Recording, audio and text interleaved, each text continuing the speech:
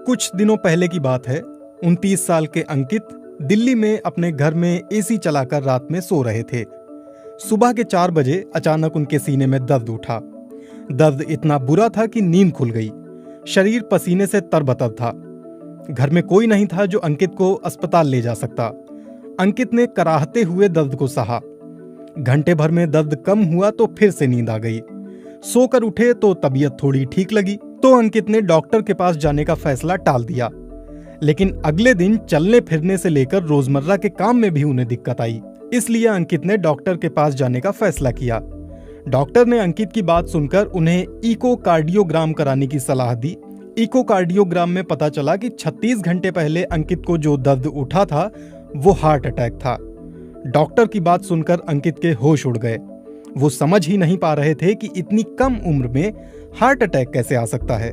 आंकड़े बताते हैं कि कम उम्र में हार्ट अटैक वाले मामले दिनों दिन भारत में बढ़ते जा रहे हैं। अमेरिका के एक रिसर्च जर्नल में छपे लेख के मुताबिक 2015 तक भारत में 6.2 करोड़ लोगों को दिल से जुड़ी बीमारी हुई। इनमें से तकरीबन 2.3 करोड़ लोगों की उम्र 40 साल से कम है, यानी 40% हार्ट के मरीजों की उम्र 40 साल से कम है। भारत के लिए ये आंकड़े अपने आप में चौंकाने वाले हैं। जानकार बताते हैं कि पूरी दुनिया में भारत में ये आंकड़े सबसे तेजी से बढ़ रहे हैं। healthdata.org के मुताबिक प्री मैच्योर डेथ यानी अकाल मृत्यु के कारणों में 2005 में दिल की बीमारी तीसरे नंबर पर थी, लेकिन 2016 में दिल की बीमारी अकाल मृत्यु का पहला कारण बन गया है।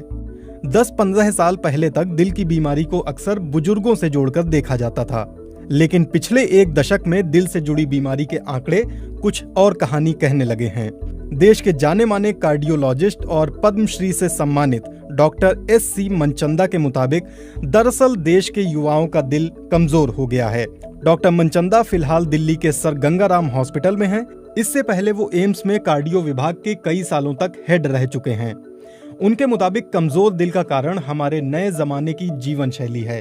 देश के युवाओं में फैले लाइफस्टाइल डिसऑर्डर के लिए वो 5 कारणों को अहम मानते हैं।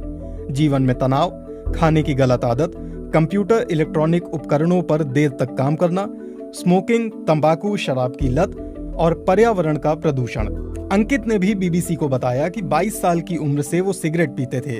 29 साल के होते होते वो चेन स्मोकर बन गए थे, लेकिन हार्ट अटैक आने के 2 साल बाद अब उन्होंने सिगरेट पीना छोड़ दिया है।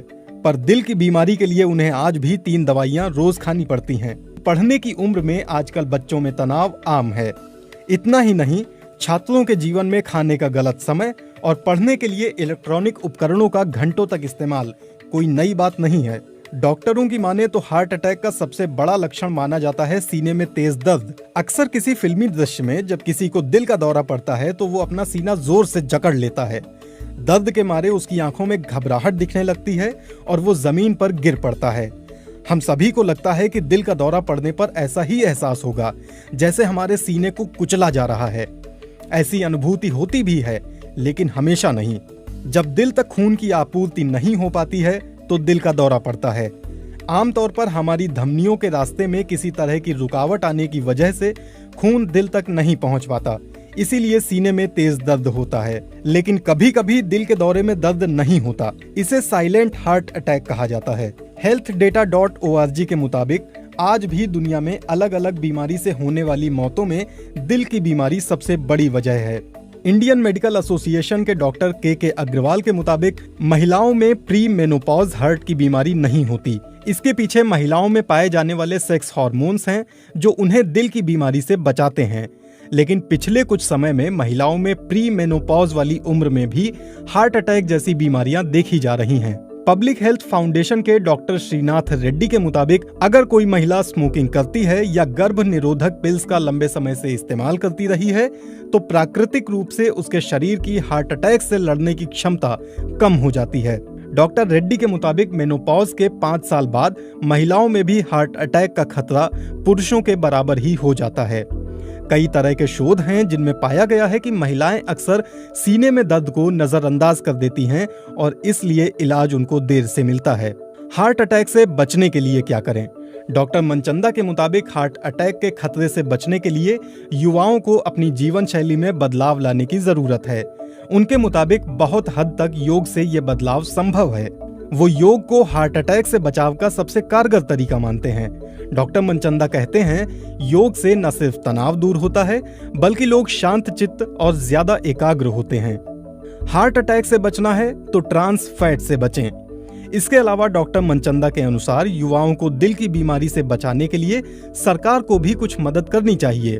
इस सवाल पर कि सरकार कैसे हार्ट अटैक रोक सकती है, डॉक्टर मनचंदा बताते हैं, जंक फूड पर सरकार को ज्यादा टैक्स लगाना चाहिए, जैसे सरकार तंबाकू और सिगरेट पर लगाती है। साथ ही जंक फूड पर बड़े बड़े मोटे अक्षरों में वार्निंग लिखी होनी चाहिए। सरकार इसके लिए नियम बना सकती है।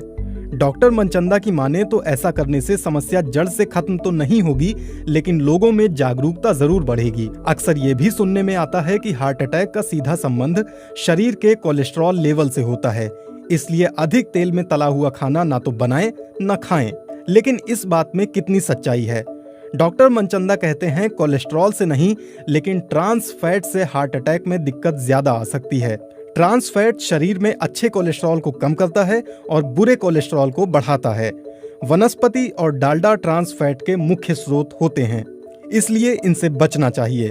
जानकारों के मुताबिक इन तरीकों पर अमल करके युवा हार्ट अटैक के अटैक से बच सकते हैं।